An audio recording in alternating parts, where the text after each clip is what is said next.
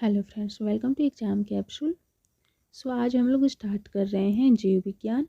और जीव विज्ञान में हमारा चैप्टर दिया हुआ है जीव विज्ञान का परिचय और विभिन्न शाखाएं। ठीक है।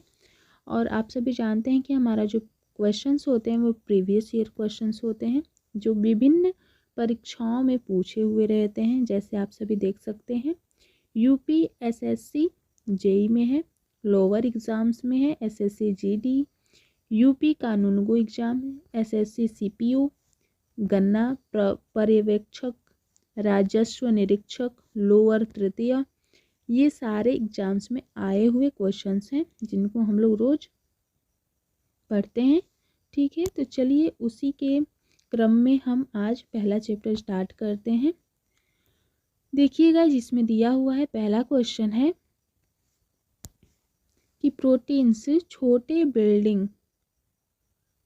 ब्लीडिंग ब्लॉक से बने होते हैं जिन्हें जाना जाता है। जो प्रोटीन्स होते हैं वो किससे बने होते हैं? तो आप सभी जानते हैं अमीनो एसिड नाम के जो ब्लॉक होते हैं उससे बने होते हैं। अंगूर की खेती को क्या कहा जाता है? विटीकल्चर कहा जाता है। रेशम पालन को क्या कहते हैं? सेरीकल्चर कहते हैं। ऑर्निथोलॉजी किसको कहते हैं? संबंधित है, पक्षियों से संबंधित है। एंटोमोलॉजी ये किससे संबंधित है? तो कीट से। ठीक है, फर्स्ट चैप्टर है इसलिए आसान भी है और आप लोग पढ़े भी होंगे। पढ़ते चलते हैं।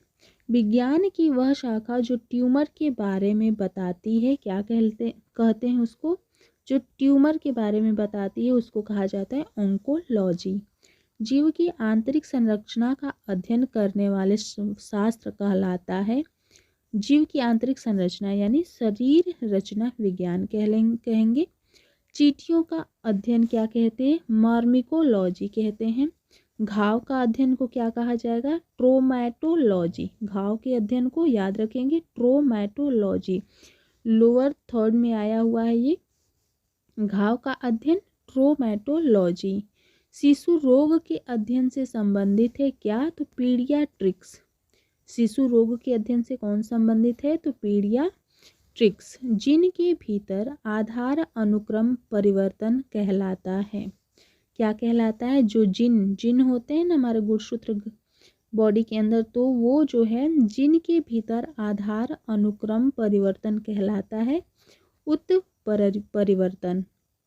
विज्ञान की वह शाखा जिसमें अनुवांशिक यानी जेनेटिक अभियांत्रिकी के द्वारा मानव प्रजाति में सुधार लाया जाता है उसे किस नाम से जाना जाता है?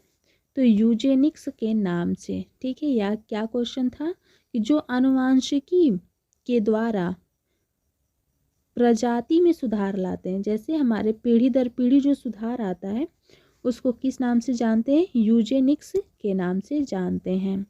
नेक्स्ट क्वेश्चन देखते हैं। दिया हुआ है कि वृद्धावस्था एवं काल प्रभावन के विषय में ज्ञान प्राप्त करने की विधा को कहते हैं।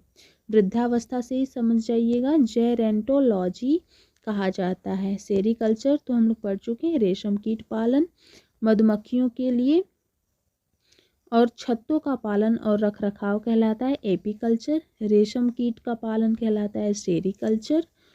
पौधों और पशुओं में जैविक घटनाओं जैसे कि फूल का आना, पत्तियां निकलना, सुषुप्तावस्था, प्रजनन, प्रवासन, इन सब के समय का अध्ययन क्या कहलाता है? फिनोलॉजी। ठीक है, पौधों और पशुओं से संबंधित है फिनोलॉजी।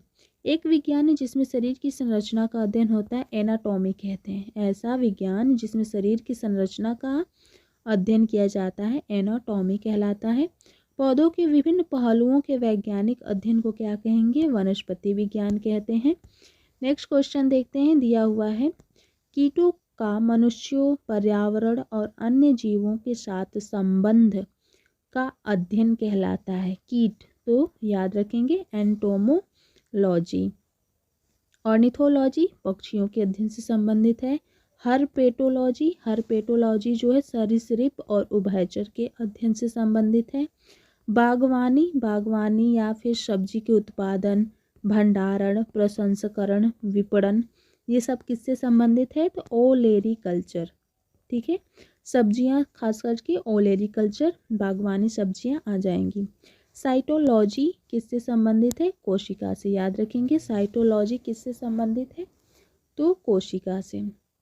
नेक्स्ट है, निर्दिष्ट आबादी में स्वास्थ्य से संबंधित स्थितियों और घटनाओं के वितरण और निर्धारकों का अध्ययन। इस अध्ययन का स्वास्थ्य समस्याओं के नियंत्रण के लिए अनुप्रयोग होगा। ठीक है, क्या क्वेश्चन है? तो जो आबादी में स्वास्थ्य संबंधी घटना होता है, जैसे उसमें कह सकते हैं निर्धारक का अध्ययन, स्वास्थ्य समस्या का नियंत्रण, इसके लिए किसका प्रयोग करेंगे? एपिडेमियोलॉजी का अनुप्रयोग किया जाता है। नेक्स्ट देखिएगा, माइकोलॉजी कवक का अध्ययन कहलाता है। फाइकोलॉजी शैवाल का। और मानव शरीर के निम्न में से किस अंग से संबंधित विषय को हेपेटोलॉजी कहते हैं? तो हेपेटोलॉजी किससे संबंधित हो जाएगा? यकृत से। ठीक है, नेक्स्ट क्वेश्चन देखते हैं हम लोग। दिया हुआ है कि आर्द्र एवं नम वातावरण से उत्पन्न होने वाले काई जैसे प्राचीन पौधों के अध्ययन को क्या कहा जाता है?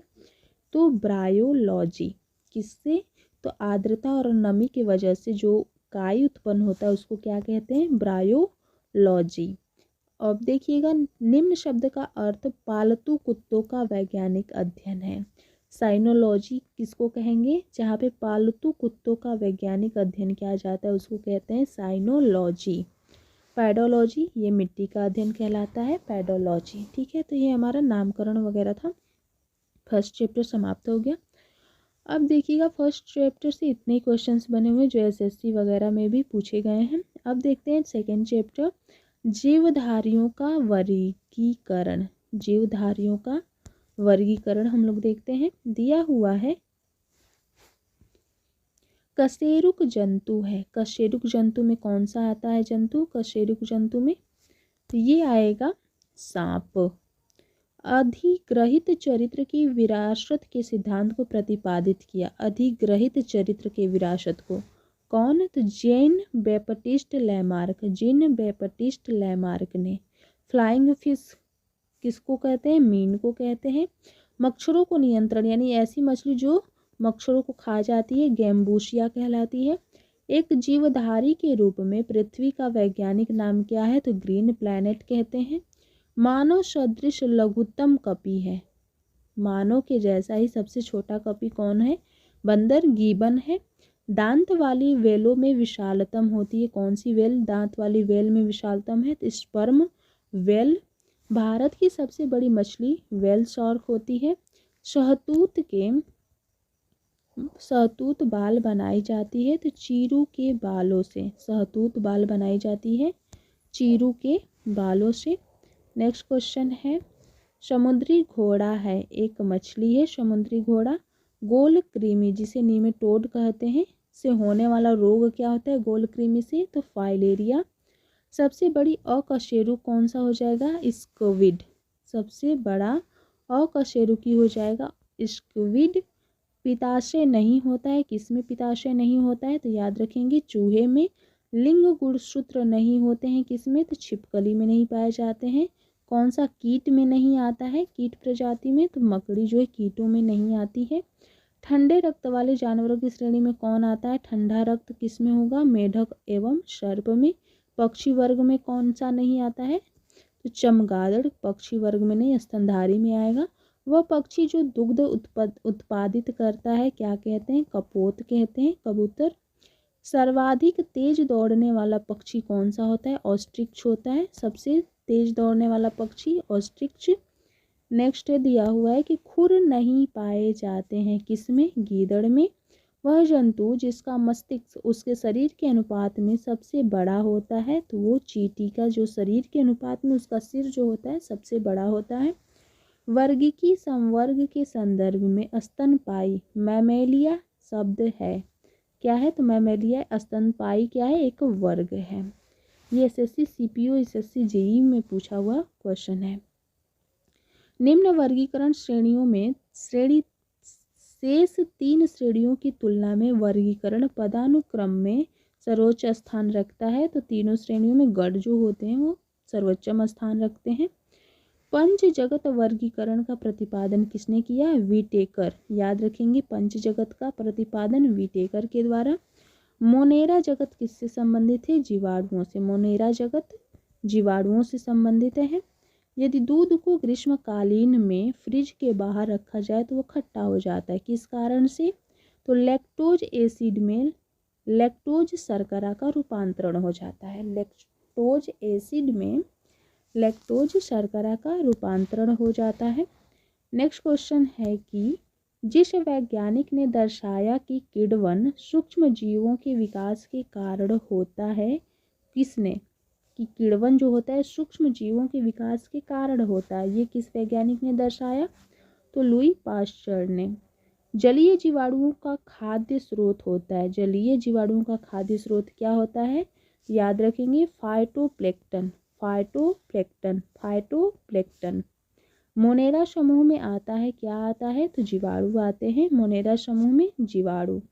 इस जगत यानी कि जो किंगडम है उससे संबंधित जीवों की कोशिकाओं में नाभिकीय यानी न्यूक्लियर झिल्ली अनुपस्थित होती है। किसमें होता है नाभिकीय झिल्ली? किससे संबंधित जीवों की कोशिकाओं में नाभिकीय झिल्ली नहीं होती है? तो मोनेरा जगत के जितने भी जीव होंगे उसमें नाभिकीय झिल्ली नहीं पाई जाती है। अमीबा किस जगत से संबंधित होता है? तो प्रोटिस्टा। अमीबा प्रोटिस्टा जगत से संबंधित है। गति और आहार ग्रहण करने के लिए अमीबा जो है किसकी सहायता से कूटपाद कहलाने वाले अंगुलियों जैसे एक या अधिक प्रक्षेपकों को धकेलता है? तो याद रखेंगे, उसको पादाब या कूटपाद कहते हैं। कूटपाद को ही पादाब कहते हैं। नेक्स्ट क्वेश्चन देखते हैं। दिया हुआ है कि बहुकोशिकीय जानवर नहीं है। तो अमीबा जो है ये बहुकोशिकीय जानवर नहीं है, एक कोशिकीय है। अमीबा किसके अंतर्गत आता है? तो ऊपर पढ़े हम लोग, प्रोटोजोआ के अंतर्गत।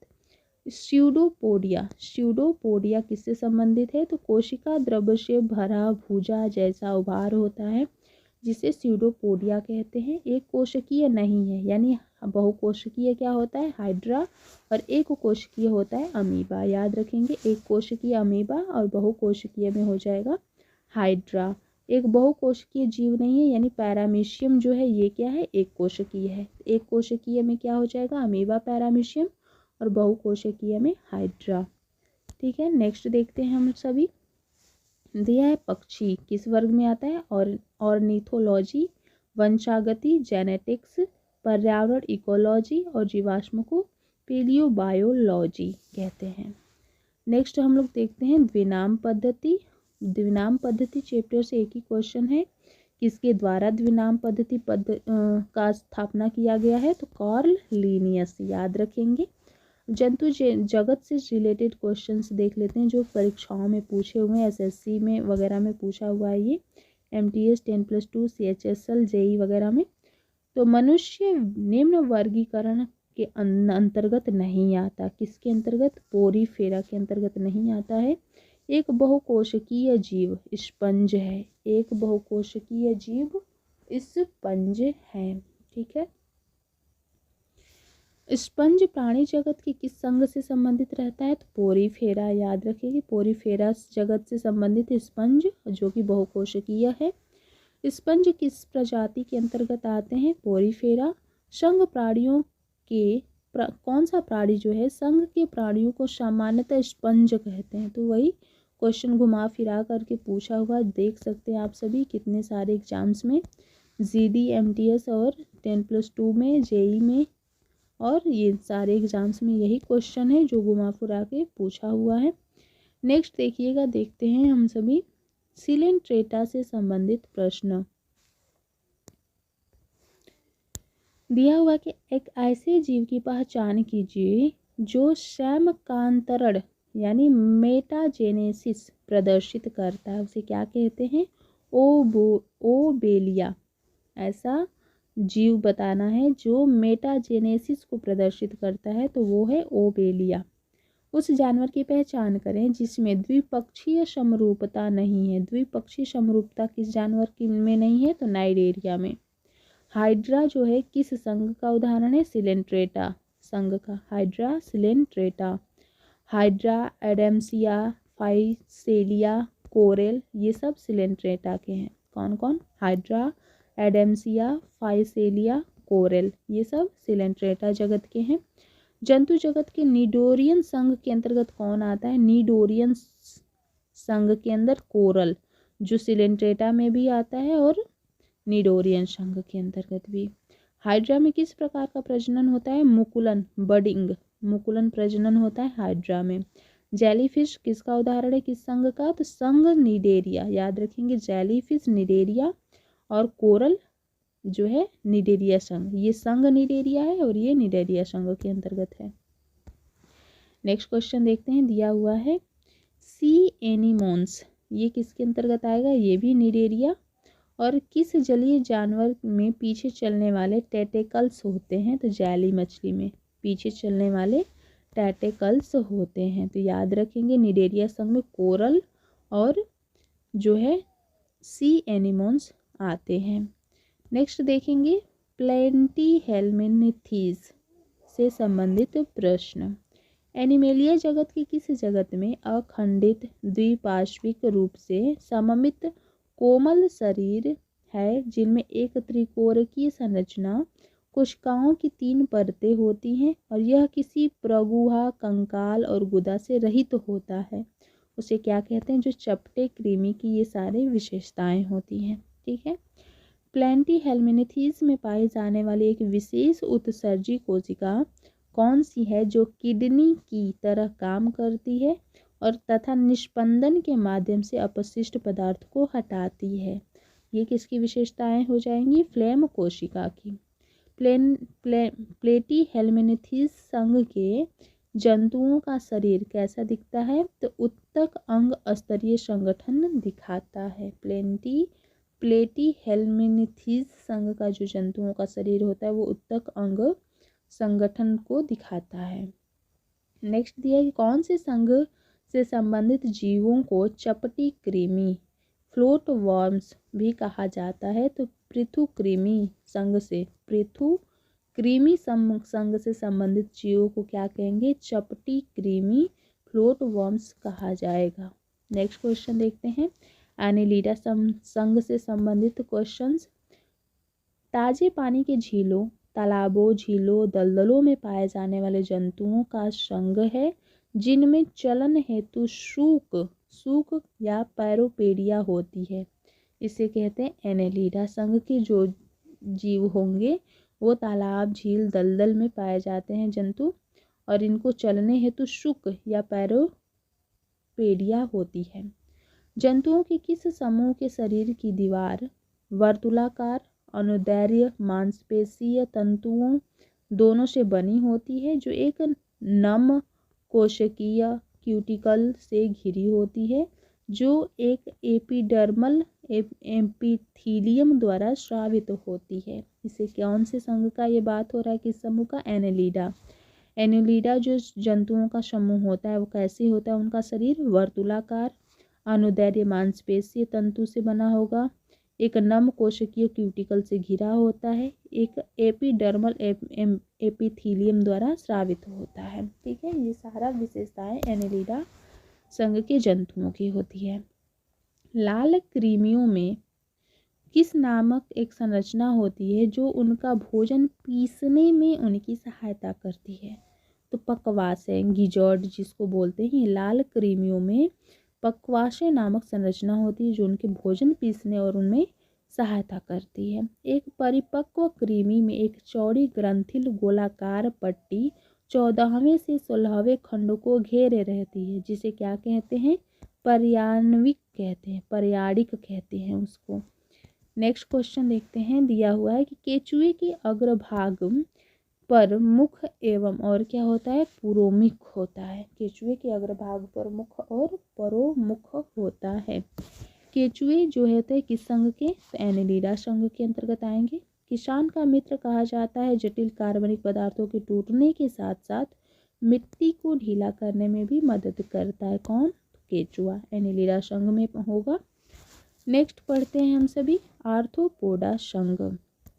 देखिएगा, किस जंतु संघ में शरीर, सिर, वक्ष और उदर में विभाजित होता है। कि बताइएगा किस जंतु संघ में जो शरीर होता है, सिर से वक्ष और उदर इन सब में पार्टीशन होता है। तो आर्थ्रोपोडा संघ के जीवों में जैसे देखिएगा मच्छर हो गया, मक्खी, मधुमक्खी, ऐसे देखिएगा उनका सब अलग अलग होता है, बॉडी जो है विभाजित होता है। जंतुओं का सबसे बड़ा संघ आर्थ्रोपोडा संघ होता है। एक संधिपाद है, सहस्त्रपाद है। एक निम्न समरूपता आर्थ्रोपोड्स द्वारा प्रदर्शित की जाती है। तो द्विपार्श्विक जो होता है वो आर्थ्रोपोड्स द्वारा प्रदर्शित किया जाता है।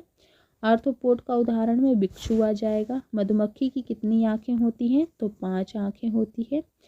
और डैडी लॉन्ग लेंस किसका उपनाम है? Daddy long lens. तो सेलर मकड़ी को कहा जाता है डैडी लॉन्ग लेंस। नेक्स्ट है, दुनिया की सबसे तेज दौड़ने वाली चींटी की प्रजाति कौन सी है? सहारन सिल्वर चींटी। सहारन सिल्वर चींटी दुनिया की सबसे तेज दौड़ने वाली चींटी एसएससी जेईई में पूछा हुआ है। मकड़ियाँ प्राणी वर्गीकरण के किस वर्ग में आती है? मकड़ियाँ एरकनीड्स वर्ग में आती हैं। झींगा आर्थ्रोपोडा में, मकड़ियाँ आर्थ्रोपोडा में भी दिया हुआ है और एरकेनिड्स में भी दिया हुआ है। केकड़े आर्थ्रोपोडा में। झींगा किस परिवार का है? क्रस्टेशियन। झींगा याद रखेंगे क्रस्टेशियन परिवार का है। और बताना है कि कौन सा जो है प्राणी जगत का सबसे बड़ा संघ है जिसमें कीट आते हैं। तो अभी ऊपर पढ़े थे हम लोग, आर्थ्रोपोडा संघ सबसे बड़ा प्राणी जगत का संघ है। नेक्स्ट है, लगभग 2/3 जाति पृथ्वी पर है किस संघ का? तो आर्थ्रोपोडा। एक तितली की काया पलट में तीसरा चरण क्या होता है? प्यूपा होता है। किस संघ में जीवों के संयुक्त खंडों में जुड़े होते हैं? तो आर्थ्रोपोडा में ही हम लोग पढ़े हुए पार्टीशन होता है, एक दूसरे से जुड़ा होता है। और किस में जो है हरकत एक पेशीय पाद की सहायता से होती है? तो जो घोंघे होते हैं उनमें जो हरकतें होती हैं वो एक पेशीय पाद की सहायता से होती है। डेविल फिश भी कहा जाता है किसको? ऑक्टोपस को। डेविल फिश ऑक्टोपस को कहते हैं। ऑक्टोपस किस में आएगा? तो मोलस्का संघ में आ जाएगा। आइस्टर किस में आएगा? तो ये भी मोलस्का संघ में आ जाएगा। नेक्स्ट देखते हैं, क्वेश्चन दिया हुआ है, जब एक कटल फिश को एक मोलस्का के रूप में वर्णित किया जाता है तब यह वर्गीकरण किस स्तर में स्थित होता है? तो संघ कहेंगे। ठीक है, कटल फिश मोलस्का संघ में, मोलस्का के रूप में है। तो मोलस्का क्या है? तो एक संघ है। दूसरा सबसे बड़ा प्राणी संघ क्या होता है? मोलस्का। सबसे बड़ा जीवों में हो जाएगा तो आर्थ्रोपोडा, उसके बाद मोलस्का। नेक्स्ट देखते हैं, दिया हुआ कटल फिश तो वही मोलस्का संघ से संबंधित है। कशेरुकी प्राणी नहीं है। तो घोंघा जो होता है वो कशेरुकी नहीं है, अकशेरुकी हो जाएगा। घोंघा का संबंध किससे है? तो मोलस्का संघ का है ये। जंतुओं के किस समूह का नाम उसकी कांटेदार त्वचा के कारण रखा गया है? उनमें विशिष्ट जल संवहन नाल पाया जाता है, उनके चलन में सहायक होता है। तो बताइएगा ऐसे जंतु जिनका जो है नाम उनकी कांटेदार त्वचा के कारण रखा गया हो उसे कहेंगे इकाइनोडर्मेटा। इकाइनोडर्मेटा संघ यानी कि फाइलम इकाइनोडर्मेटा के बारे में विशेषता है तो प्रगुहा उपस्थित होता है, द्विपक्षीय सममिति होती है। रज्जुकी संघ के जीवों के संबंध में सत्य कथन बताना है। संबंध कथन सही है तो जो रज्जुकी होता है इसमें पृष्ठ रज्जु पाया जाता है। कॉर्डेटा यानी रज्जुकी के संदर्भ में सत्य है तो क्या सत्य है? तो जो रज्जुकी होता है उसमें हृदय अधर भाग में होता है, हृदय अधर भाग में होता है। पृष्ठ रज्जुकी पाया जाता है, दोनों रज्जुकी के संदर्भ में ही है। और रज्जुकीय में क्या होता है? तो क्लोम छिद्र अनुपस्थित होते हैं, अनुपस्थित क्लोम छिद्र और रज्जुकी में अनुपस्थित होते हैं। नेक्स्ट दिया हुआ है कि रीढ़ की हड्डी वाले प्राणी वर्टिब्रेट प्रजाति के अंतर्गत आते हैं तो कॉर्डेटा। रीढ़ की हड्डी वाले जितने भी प्राणी होंगे वो कॉर्डेटा संघ में आते हैं। जीव अंडज है, मेढक जो होता है वो अंडज है। चुकवल्ल है, छिपकली चुकवल्ल के अंतर्गत आएगा। टर्टल पेट्री किस प्रकार के आवास को अपनाते हैं? तो समुद्र। कॉपर स्मिथ बॉर्बेट, कॉपर स्मिथ बॉर्बेट जो है एक पक्षी है। प्राणी जगत के फाइलम मैमेलिया का उदाहरण क्या है? चूहा। फाइलम मैमेलिया का उदाहरण चूहा हो जाएगा। होमोनिड, होमोनिड से संबंधित कौन सा हो जाएगा? तो मानव हो जाएगा। फिर दिया हुआ है कि डॉल्फिन की सबसे बड़ी प्रजाति का नाम ऑर्का है, जिसे क्या कहा जाता है? Killer whale. डॉल्फिन को किलर वेल के नाम से भी जानते हैं। ठीक है, तो यहाँ से जो हम लोग का चैप्टर हो जाएगा जैव विकास एवं अनुवांशिकी गुणसूत्र, इसको हम लोग नेक्स्ट डे देखेंगे।